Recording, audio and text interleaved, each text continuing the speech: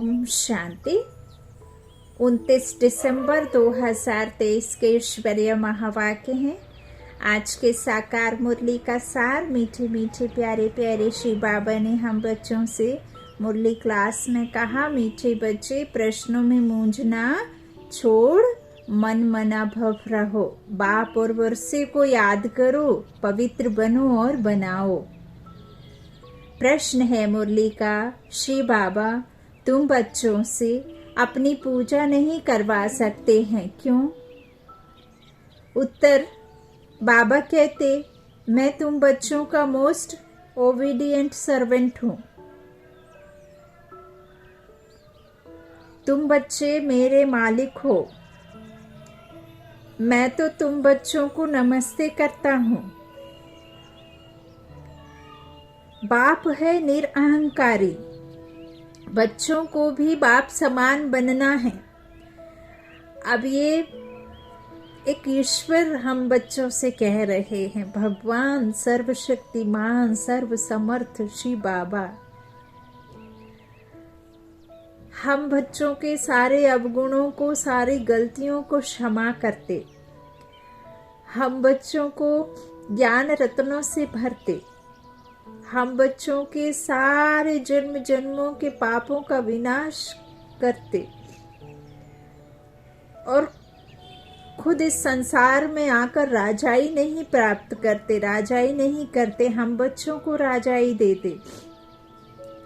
बाबा इतना निरहंकारी है, बाबा हम बच्चों से इतना लव करता है। ये प्रेम के आंसू बाबा के प्यार में, ओ बाबा क्या कहें बाबा को।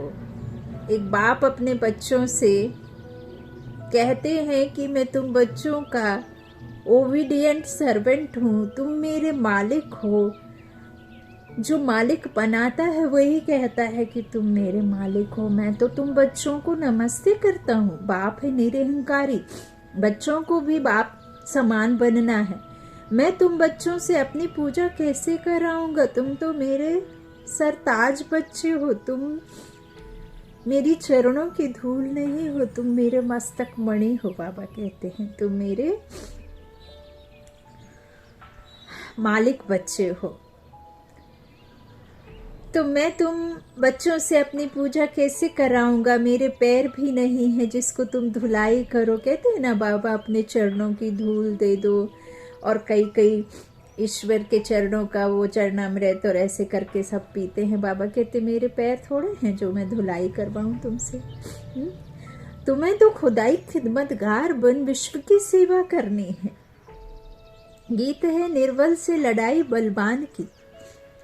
हम आत्माओं के अंदर इतनी कालक जमी हुई है, इतने कमजोर अशांत है ना। हमारी आत्मा की शक्तियां, क्षमता, सब कुछ, निर्णय लेने की क्षमता, हमारे अंदर में जो बल है वो खत्म होता है। तो वो बल खत्म होता है विकारों की वजह से। तो परमात्मा कहते हैं कि तुम्हारी जो निर्बल से है ना, निर्बल अर्थात आत्मा के विकारों पर जीत पहननी है ना, तो फिर उसके लिए तुमको बल चाहिए। तो बलवान कैसे बनेंगे?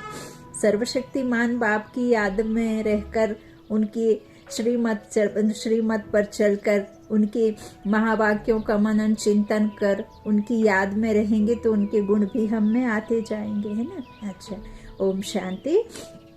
निराकार श्री भगवानुवाद, श्री बाबा निराकार है और आत्माएं जो श्री बाबा कहती हैं वह भी असल में निराकार हैं। निराकार दुनिया में रहने वाले हैं, यहाँ पाठ बचाने के लिए साकार बने हैं। अब हम सबको तो पैर हैं, बाबा कहते तुम सब बच्चों को तो पैर हैं, श्री कृष्ण को भी पाँव हैं। पैर पूछते हैं ना, श्री बाबा कहते हैं मैं तो हूँ ओबीडिएंट, मेरे पैर हैं नहीं। जो तुमसे पैर धुलाऊं व पूजा कराऊं। सन्यासी पैर धुलाते हैं ना, गृहस्थी लोग जाकर उनके पैर धोते हैं, फिर पैर तो मनुष्यों के हैं। श्री बाबा को पैर ही नहीं है जो तुमको पैर की पूजा करनी पड़े। यह है पूजा की सामग्री। बाप कहते हैं मैं तो ज्ञान का सागर हूँ, मैं अपने बच्चों से कैसे पैर धुलाऊंगा? बाप तो कहते हैं वंदे मातरम। माताओं को फिर क्या कहना है? हाँ, खड़े होकर कहेंगे श्री बाबा नमस्ते। जैसे सलाम वालेकुम कहते हैं ना, सो भी बाप को पहले नमस्ते करना पड़ता है। कहते हैं आई एम मोस्ट ओबीडियंट, बेहद का सर्वेंट हूँ। निराकार और निराहंकारी कितना है, पूजा की तो बात ही नहीं। मोस्ट बिलव्ड चिल्ड्रन, जो मिल्कियत के मालिक बनते हैं उनसे कैसे पूजा कराएंगे। हाँ, छोटे बच्चे बाप के पांव पड़ते हैं क्योंकि बाप बड़ा है, परंतु वास्तव में तो बाप बच्चों का भी सर्वेंट है। जानते हैं कि बच्चों को माया बहुत तंग करती है, बहुत कड़ा पाठ है, बहुत अपार दुख और जो अनुज आने वाले हैं, यह सारी बेहद की बात है। तभी बेहद का बाप आते हैं।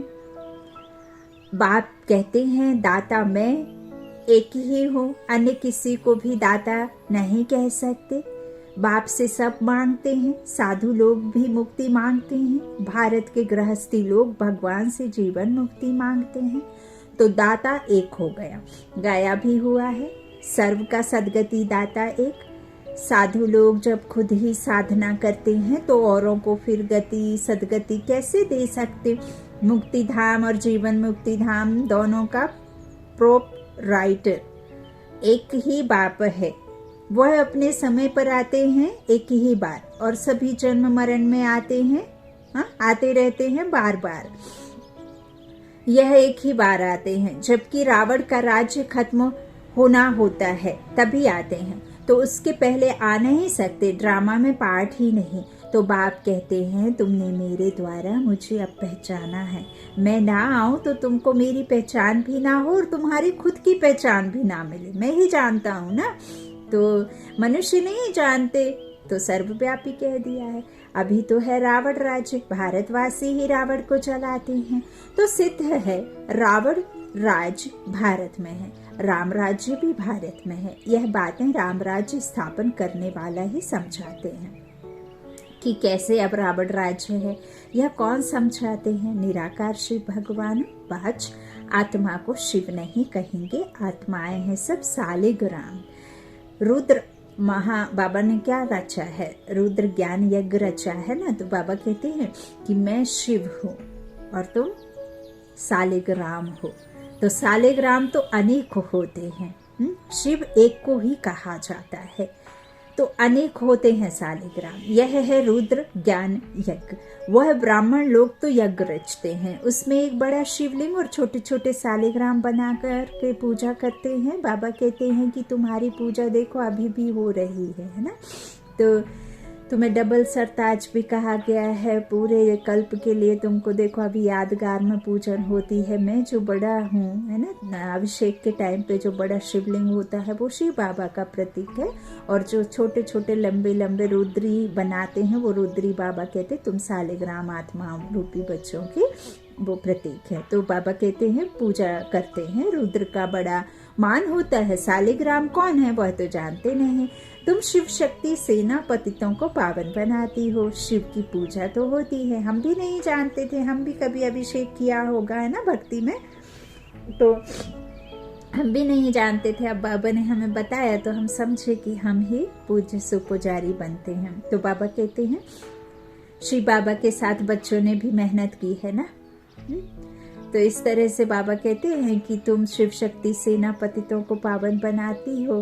हाँ, शिव की पूजा तो होती है, सालिग्राम कहाँ जाएं। तो बहुत मनुष्य रुद्र ज्ञान रुद्र यज्ञ रच सालिग्राम की पूजा, सालिग्रामों की पूजा करते हैं। शिव बाबा के साथ बच्चों ने भी मेहनत की है, शिव बाबा के मददगार हैं, उन्हों को कहा जाता है खुदाई खिदमतगार। जो बच्चे बाबा के मददगार बनते हैं ना, तो बाबा कहते हैं कि उनको कहा जाता है खुदाई खिदमतगार।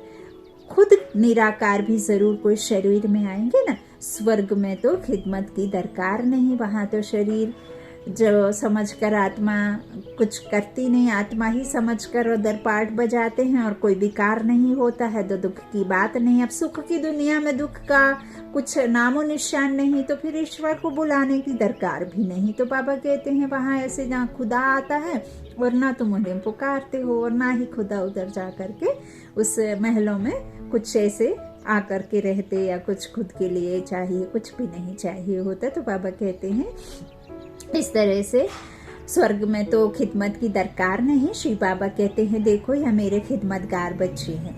नंबरवार तो है ना, सबकी पूजा तो घर बाबा कहते कर ना सके। यह यज्ञ भी भारत में ही होते हैं, यह राज बाप ही समझाते हैं, वह ब्राह्मण लोग व सेठ लोग थोड़े ही जानते हैं। वास्तव में यह है रुद्र ज्ञान यज्ञ। बच्चे पवित्र बन भारत को स्वर्ग बनाते हैं। यह बड़ी हॉस्पिटल है जहाँ योग द्वारा हम एवर हेल्दी बनते हैं। बाप कहते हैं मुझे याद करो, देह अहंकार पहला नंबर विकार है। जो योग तोड़ता है बॉडी कॉन्शियस होते हैं, बॉडी कॉन्शियस होते हो, बाप को भूलते हो, तभी फिर और विकार आ जाते हैं। यह योग निरंतर लगाना बड़ी मेहनत है। मनुष्य श्री कृष्ण को भगवान समझ उनकी पूजा करते हैं, परंतु वह पतित पावन तो है नहीं जो उनके पैर पूजे जाएं। शिव तो है ही बिगर पांव, वह तो आकर माताओं का सर्वेंट बनते हैं और कहते हैं बाप और स्वर्ग को याद करो। तो फिर तुम 21 जन्म राज्य करेंगे। 21 पीढ़ी गाई हुई है और धर्मों में नहीं गाई जाती। किसी भी धर्म वाले को 21 जन्म स्वर्ग की बादशाही नहीं मिलती है। यह भी ड्रामा बना हुआ है। देवता धर्म वाले जो और धर्मों में मिक्स हो गए हैं वह फिर निकल आएंगे। बिरादरी के बाबा कहते जरूर आएंगे लौट कर। तो स्वर्ग के सुख तो अपरंपार हैं। नई दुनिया नए मकान में अच्छा सुख होता है। थोड़ा पुराना होने में कुछ ना कुछ दाग हो जाते हैं और ये शरीर भी पुराना और ये दुनिया भी पुरानी। हाँ, आत्मा भी अब देखो नई से पुरानी, पुरानी से नई बनती है। तो बाबा कहते हैं फिर रिपेयर किया जाता है। अभी बाबा क्या कर रहे हैं, हमारा ब्रेन वॉश कर रहे हैं ना। ठीक उसी तरह से जैसे आपके मोबाइल पे डिवाइस में इतना कचरा भर जाता है तो आपको अनवांटेड चीज़ों को हटाना पड़ता है, फाइल्स डिलीट करने पड़ते हैं, फिर उसको फ्रेश किया जाता है ना। तो ज़्यादा फिर वायरस आ जाता है तो उसमें से निकालने पड़ते हैं, जो ज़रूरत वाले हैं वो रखना पड़ता है। तो बाबा कहते हैं इस तरह से रिपेयर किया जाता है और तुम बच्चों का भी दिमाग अब मैं रिपेयर कर रहा हूँ। तो जैसे बाप की महिमा अपरंपार है वैसे स्वर्ग की महिमा भी अपरंपार है। जिसका मालिक बनने का तुम पुरुषार्थ कर रहे हो और कोई स्वर्ग का मालिक बना ना सके। बाबा कहते हैं तुम बच्चे जानते हो विनाश की सीन बड़ी दर्दनाक है। उनके पहले बाप से वर्षा ले लेना चाहिए। बाप कहते हैं अब मेरे बनो, अर्थात ईश्वरीय गोद लो। शिव बाबा बड़ा है ना तो तुमको प्राप्ति बहुत है। स्वर्ग के सुख अपरंपार है। नाम सुनते ही मुख पानी हो जाता है। कहते भी हैं फलाना स्वर्ग पधारा। स्वर्ग प्यारा लगता है ना, यह तो है ही नर्क। जब तक सतयुग ना हो तब तक स्वर्ग में कोई जा ना सके। बाप समझाते हैं यह जगदम्बा जाकर फिर स्वर्ग की महारानी बनती हैं। तो बाबा कहते हैं इनकी राज्य तो वहाँ बच्चे भी करेंगे ना, सिर्फ लक्ष्मी नारायण तो नहीं करेंगे। सिर्फ लक्ष्मी नारायण के महाराजा महारानी के होने से तो राज्य नहीं चलेगा। प्रजा भी चाहिए, प्रजा महलों में भी चाहिए और बाहर भी चाहिए। तो बाबा कहते हैं इस तरह से वही अकेले थोड़े ना राज्य करेंगे। तो बाप आकर मनुष्य से देवता बनाते हैं, पढ़ाते हैं। अगर कहते श्री कृष्ण बनाते हैं तो फिर श्री कृष्ण को ले गए हैं द्वापर में। द्वापर में तो देवता होते नहीं। सन्यासी कह ना सके कि हम स्वर्ग जाने के लिए रास्ता बताते हैं। उसके लिए तो भगवान चाहिए। भगवान ही बता सकते हैं स्वर्ग का रास्ता। कहते हैं मुक्ति जीवन मुक्ति के द्वार कलयुग के अंत में खुलेंगे। यह है रुद्र ज्ञान यज्ञ। मैं हूँ शिव, रुद्र और यह है सालिग्राम। यह सब शरीरधारी हैं। मैंने इस शरीर का लोन लिया हुआ है। यह सब ब्राह्मण हैं। ब्राह्मण बिगर यह ज्ञान कोई में होता नहीं, शूद्रों में भी नहीं है। सतयुग में देवी देवताएं तो पारस बुद्धि थे, अभी पत्थर बुद्धि है, जो बाप ही अब बनाते हैं पारस बुद्धि। सन्यासी किसको पारस बुद्धि बना ना सके, भल खुद पवित्र हैं फिर भी बीमार हो पड़ते हैं। स्वर्ग में कभी बीमार नहीं पड़ेंगे, वहां तो अपार सुख है। इसलिए बाप कहते हैं पूरा पुरुषार्थ करो। रेस होती है ना, यह है रुद्रमाला में पिरोने की रेस। अहम आत्मा को दौड़ी लगानी है। आत्मा को कहाँ दौड़ी लगानी है? बाबा के पास, है ना। चक्र घुमाते रहना है योग की। हाँ, जितना योग लगाएंगे तो समझेंगे यह तीखा दौड़ रहा है, उनके विकर्म विनाश होते जाएंगे। तुम उठते बैठते चलते फिरते खाते पीते सोते गाते रोते हंसते यात्रा पर हो। बुद्धि योग की यह बहुत बड़ी अच्छी यात्रा है। तुम कहते हो ऐसे स्वर्ग के अपरंपार सुख पाने के लिए पवित्र क्यों नहीं रहेंगे? हमको माया हिला नहीं सकती। प्रतिज्ञा करनी होती है, अंतिम जन्म है, मरना तो है ही, तो क्यों नहीं बाप से वर्षा ले ले। में कितने बाबा के बच्चे हैं, प्रजापिता हैं, तो जरूर नई रचना रचते हैं। हाँ, नई रचना होती है ब्राह्मणों की। ब्राह्मण है रूहानी सोशल वर्कर, देवता तो प्रारब्ध भोगते हैं। तुम भारत की सर्विस करते हो, इसलिए तुम ही स्वर्ग के मालिक बनते हो। भारत की सर्विस करने में सबकी सर्विस हो जाती है। तो यह है रुद्र ज्ञान यज्ञ। रुद्र शिव को कहा जाता है, ना कि श्री कृष्ण को। श्री कृष्ण तो सतयुग का प्रिंस है, वहाँ यह यज्ञ आदि होंगे नहीं। अभी है रावण राज्य, यह खलास होना है, फिर कभी रावण बनाएंगे ही नहीं। बाप ही आकर इन जंजीरों से छुड़ाते हैं। इस ब्रह्मा को भी जंजीरों से छुड़ाया ना। शास्त्र पढ़ते पढ़ते क्या हालत हुई है, तो बाप कहते हैं अब मुझे याद करो। हाँ, बाबा ने बताया है ना कि किस तरह से मुझे याद करना है। तो बाबा कहते हैं बाप को याद करने की हिम्मत नहीं है, पवित्र रहते नहीं, फालतू प्रश्न पूछते रहते हैं। बाबा ने कहा नौधा ज्ञान और एक नौधा भक्ति। नौधा भक्ति से आपको अल्पकाल का साक्षात्कार होता है। जैसे रात में मान लीजिए आपको कृष्ण का साक्षात्कार हो गया, गणेश का हो गया, दुर्गा का हो गया, लेकिन सुबह आकर के आपको वो दुर्गा गणेश ऐसे तो नहीं साथ में चलते रहेंगे। लेकिन यहाँ नौदा ज्ञान से आप क्या करते हो, सतयुग में चले जाते हो ना, परमधाम घुमाते हो, है ना, बाबा के साथ में, बाबा की याद में रहते हो। तो इस तरह से नौदा ज्ञान और नौदा भक्ति में बाबा ने फर्क कल के मुरली में बताया था, परसों के मुरली में। तो बाबा कहते हैं इस तरह से बाप को याद करने की हिम्मत नहीं है, पवित्र रहते नहीं, फालतू प्रश्न पूछते रहते। तो बाप कहते हैं मन मना भव। अगर किसी बात में मूंझते हो तो उसको छोड़ दो, मन बना भव। ऐसे नहीं कि प्रश्न का रेस्पॉन्स नहीं मिला तो पढ़ना ही छोड़ दे। हाँ, कहते हैं भगवान है तो रेस्पॉन्स क्यों नहीं देते। कई बाबा के ज्ञान में चलने वाले भी और बाबा के ज्ञान से जुड़ने वाले भी बहुत बेवजह प्रश्न पूछते हैं। हाँ, कहीं जानवरों को लेकर के बैठ जाएंगे, कहीं कुछ लेकर बैठ जाएंगे, कहीं कुछ लेकर बैठ जाएंगे। बाबा कहते अपनी हालत देखो, पहले अपनी हालत देखो तो जानवरों की भी सुधर जाएगी। देखा होगा एक स्ट्रीट डॉग है जो कचरे से उठा करके खाना खाता रहता है, जो उठा खाता रहता है, और एक डॉग ऐसा रहता है कि वो एसी कमरों में रहता है, कार में घूमता है, दूध रोटी खाता है, उसके लिए अलग से एक आजकल फूड मिलने लग गया, वो खाता है। तो इंसान की जब हालत सुधर जाएगी तो सभी की सुधर जाएगी। इसमें क्या मूंझना, क्या प्रश्न करना बाबा से। तो बाबा कहते इस तरह से बोलते हैं भगवान रिस्पॉन्स क्यों नहीं देते। बाप कहते हैं तुम्हारा काम है बाप और वर्षे से चक्र को भी याद करना पड़े। वह भी त्रिमूर्ति और चक्र दिखाते हैं, लिखते हैं सत्यमेव जयते, परंतु अर्थ नहीं समझते। तुम समझा सकते हो। शिव बाबा को याद किया तो सूक्ष्म वतनवासी ब्रह्मा विष्णु शंकर को भी याद आएंगे, और स्वदर्शन चक्र को याद करने से विजयंती हो जाएंगे। जयते माना माया पर जीत पहनेंगे। कितनी समझ की बात है। यहाँ कायदे हैं, हंसों की सभा में बगुले बैठ ना सकें। बीके जो स्वर्ग की परी बनाती हैं उन पर बड़ी रिस्पॉन्सिबिलिटी है। पहले जब कोई आते हैं तो उनसे हमेशा यह पूछो आत्मा के बाप को जानते हो। प्रश्न जो पूछते हैं तो जरूर जानते होंगे। सन्यासी आदि ऐसे कभी नहीं पूछेंगे, वह तो जानते ही नहीं, तुम तो प्रश्न पूछेंगे। बेहद के बाप को जानते हो, पहले तो सगाई करो। आत्मा और परमात्मा की सगाई होती है। ब्राह्मणों का धंधा ही यह है कि परमात्मा से आत्मा का मिलन के रास्ते दिखाना, कि कैसे याद में रह करके आप उस परम धाम में जा सकते हो, उस परमात्मा से मिलन मना सकते हो, बात कर सकते हो।